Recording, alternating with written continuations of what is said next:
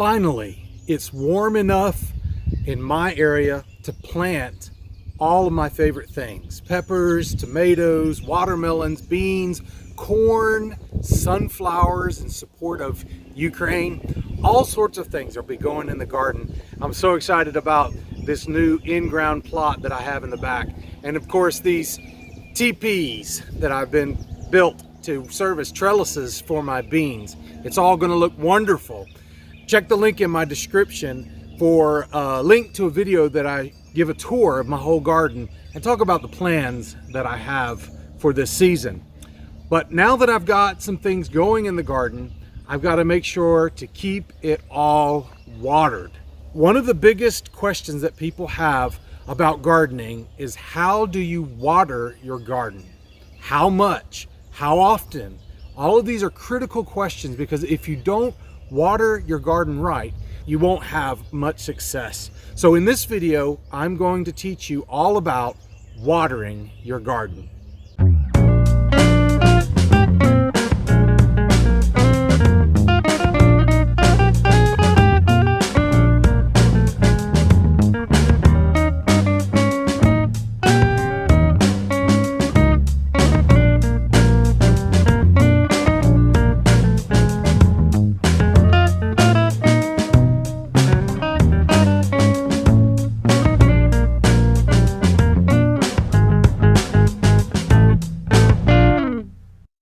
Most plants need 1 to 2 inches of water a week, depending on how hot it is and how well your soil drains.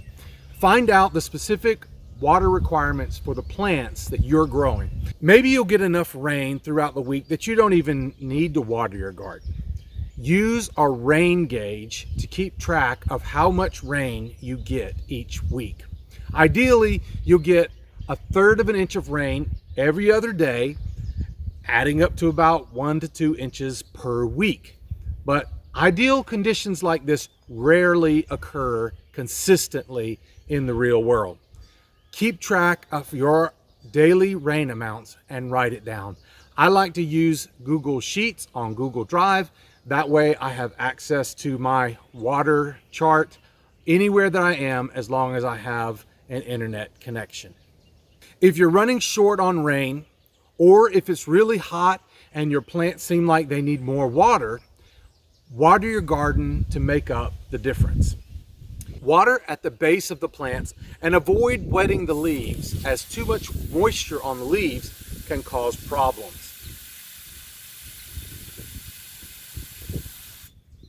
So how do you know how much water from your water hose equals 1 inch of rain? That's a great question. So let me teach you a simple method to help you find out. First, time how many seconds it takes to fill up a 5-gallon bucket. Use the water hose and sprayer that you normally use for watering. And also be sure to fill the bucket at the water pressure that you typically use for watering. Finally, divide the number of seconds it took to fill the 5-gallon bucket by 10. Now, I'll let you know, this is not an exact formula, but it's close and it's easy and it's simple and it works. All right, got your answer? That's about how many seconds you need to water each of your plants in your garden to give 1 inch of water per square feet, which is about the typical area that is around any of the plants that you're going to have in your garden. If you need 2 inches of rain for your plant, then just take that number and multiply it by 2. Or if you need 3 inches or 1.5 inches, just take whatever amount of inches you need per week and multiply that times your number. Now remember, your plants won't need as much water when they're babies. Don't drown your seedlings. Also, seedlings are very tender, so be sure not to use much water pressure on your seedlings. Be gentle. I like to use a small watering can to water my seedlings in a seed tray. For older plants in the garden, I use a spray wand like this that I get from Lowe's for about $10. I like this, it does pretty good. Be sure to take it in during the winter time so it doesn't freeze, but other than that, this is a pretty good spray wand. It has a throttle function here so you can control the amount of pressure that's coming out. And on the tip, you have multiple settings that you can use. I like to use the mist setting when I'm watering seedlings that are in the garden that are just beginning to sprout. And I like to use the shower setting for my larger plants. That works pretty good. And I typically run at about half throttle pressure when I'm watering, and that works pretty well for me. Now you could use a sprinkler system, but that's going to get water all over everything. It's going to get water on the leaves, it's going to get the water on everything else. You're going to be watering bare ground in between your plants and in the rows in between your rows, your hills. And it's going to be watering your weeds as well. And so they're going to waste a lot of water. Yeah, you can turn it on and you can walk away from it. You can leave it and let it go, but it's just getting water everywhere and it's wasting a lot of water. And water can get kind of expensive, especially if you have a big garden and you're watering all the time. I prefer to walk around in my garden and water directly at the base of each plant using my spray wand. That works well for me. It does take a little bit longer, but it also, I don't mind because I enjoy being in my garden and it gives me a chance to look over everything in the garden, and it just helps me to stay in touch with really what's happening there in the garden. Since I like spending time in the garden, I don't mind. It takes me 30 minutes to an hour to water my garden each time I do it, and that's not bad for me. Another system that I haven't tried that is supposed to be super efficient and much easier than hand watering is drip irrigation. A drip irrigation system is a perforated water hose that's buried a few inches below the surface of the plant's roots. Water is slowly fed directly to the plant's roots underground. Drip irrigation systems can even be put on a timer so that your garden is automatically watered. Even maybe when you're out of town, the timer is automatically programmed to come on at certain times of the day and water for a certain amount of time and then automatically shut off. Unfortunately, I haven't tried a drip irrigation system yet because a typical drip irrigation system starts at about $150 to $200, and that's just not in my budget right now. Maybe sometime in the future, I might like to try that out. I think it'd be a really useful thing, especially as you get ready to take a trip and be out of town, maybe for a week for summer vacation, right in the hottest part of the season, and you need your garden to be watered. And so if you're not there to do it, you're going to have to ask somebody to come in. With a drip irrigation system, set on an automatic timer, it just automatically would do it, and that would be awesome. When watering, remember, you don't want to give your plants a whole week's worth of water in one day. Just because it says that they need 1 to 2 inches of water per week doesn't mean that you can give that all in one day, right? That would be like a typical human person needs about 1 gallon of water a day, but you don't drink 7 gallons of water on Monday and then don't drink anything for the rest of the week, right? That doesn't work for us. It doesn't work for our plants either. So you want to spread out watering over 2 to 3 times a week, balancing it with the amount of natural rain that you get. And remember, you need to keep track of that with a rain gauge so that you sort of know how much water your plants are getting from rain, and then you can supplement it with your water hose. So for me, it takes 180 seconds to fill up my 5-gallon bucket at the pressure that I use. 180 seconds divided by 10 is 18 seconds. That means it takes about 18 seconds to water 1 square foot around the base of my plants with 1 inch of water. But I'm not going to water, I'm not going to give that whole inch of water all at once, right? So I'm going to water my plants, let's say 3 times per week. That's about every other day. So I'll divide 18 seconds by 3 and get 6 seconds. And I usually round up to 7 seconds just because I like the number 7 better than I like the number 6. So I can hold the spray wand near the base of a plant and count 1, 2, 3, 4, 5, 6, 7, while I gently water at the base of the plant. Then I'll move on to the next plant and I'll do it again. And I'll do this for each of my plants, and I can adjust if the plant is smaller and doesn't need as much water, or if it's larger than a typical plant and maybe needs more water, or if it's been really cold or it's been really hot. And really that's all it takes. And hopefully God will send me some rain each week and I can water less or not at all, depending on whether my rain gauge says I'm getting the right amount of rain throughout the course of a week. Now, watering can get costly, so I'm designing a system to get better water for free. Subscribe to my channel because I'm going to make a video to show you how to make a way to collect and store free, high quality rainwater that is super healthy for your plants. And I'm going to be doing that to use in my garden, which is going to help my water bill. I hope to have a video out soon, so subscribe to my channel so you don't miss it and all of the other cool videos that I put out this season. Now, this formula that I'm giving you is just a guide to get you started. Eventually, with more time and experience, you'll be able to tell when your plants are thirsty or if you're getting too much water. So use this formula as a guide to get you started. Also, remember, plants are going to need less water when it's cool and more water when it's really hot and they're baking out there in the sun all day long in the middle of July. Get to know your plants. Learn the signs that they're getting the right amount of water.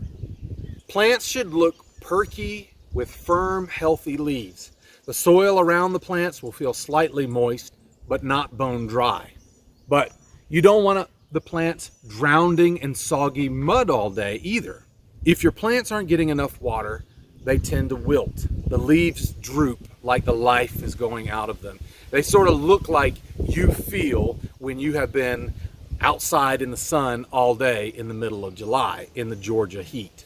So plants will droop like that when they are not getting enough moisture. They'll wilt. And this is a way for plants to conserve moisture. They're kind of hoping that they can hang on until the next rain comes and it refreshes them, and then they'll perk back up again. If they're not getting enough water, the dirt around the plant is going to be totally dry at this point. Although really hot weather can sometimes make plants wilt too, just like it makes you wilt in the middle of summer in Georgia. But if the wilted, underwatered plants don't get enough water, then the tips and edges of the leaves may start to dry out, turn brown, and to die. And the leaves may even start falling off as the plant begins to die. Avoid getting to this stage because it stresses your plants out and it makes them susceptible to pests and diseases and can even foster bad flavor in edible fruits and vegetables. So make sure you're giving your garden enough water consistently. On the other hand, giving your plants too much water can cause problems too. Plants aren't fish. Most plants don't like to have wet leaves. It leads to fungus, it leads to rot. A little water's okay, and obviously plants' leaves get wet when it rains, but they soon dry out. Plus, rainwater doesn't have a lot of harsh minerals and chemicals that is found in municipal water systems, things like chlorine and fluoride, right?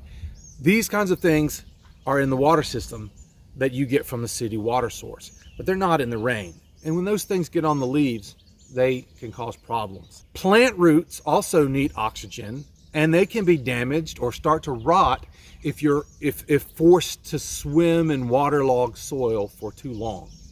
Root vegetables like carrots and potatoes and sweet potatoes and onions, garlic, these kinds of root vegetables are especially susceptible to rot caused by overwatering.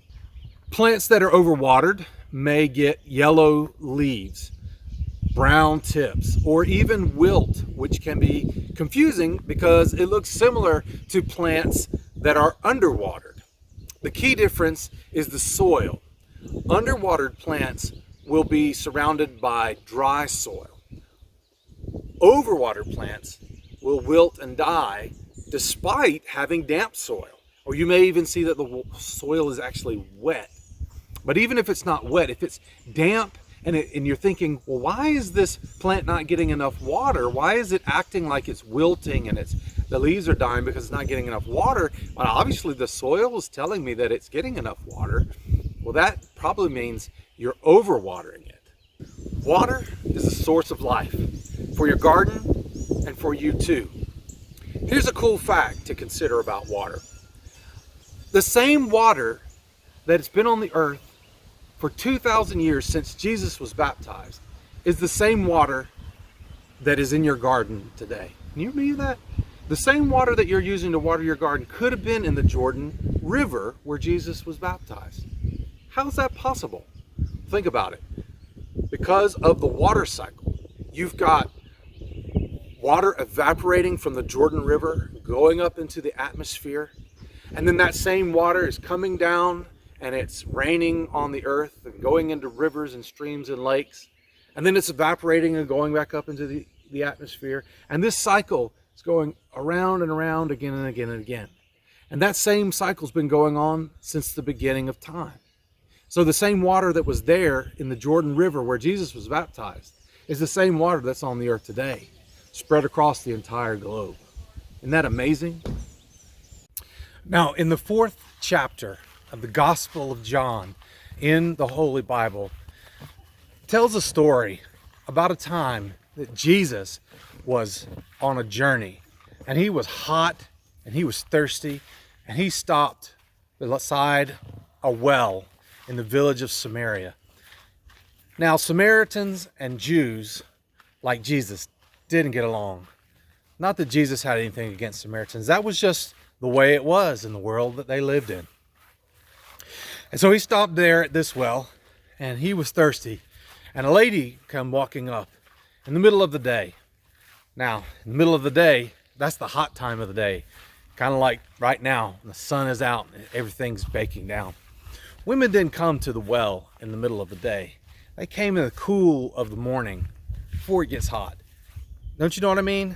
I like to get out and work in my garden in the early morning before it gets hot. But she was there and she was working to get her water in the middle of the day. You know why? She didn't want to come when everybody else was there. She was an outcast in her community. People were always looking down on her. But anyway, she comes to this well, and Jesus says, "Lady, would you get me a drink of water from that well?" And of course, the lady comes back at him and says, "Why are you, a Jew, talking to me, a Samaritan?" And Jesus says, "Well, look, if you knew who I was and what I can give you, you would ask me, and I would give you living water." And she says, "Where are you going to get this water? You don't even have a bucket, and this well is very, very deep." Well, Jesus kept after her and says, "The water I give you is living water. It will well up from inside you and will never be thirsty again. If you drink water from this well, you'll be thirsty again. But if you drink the water I give you, you'll never be thirsty." And she says, "Well, I'd like to have some of that water.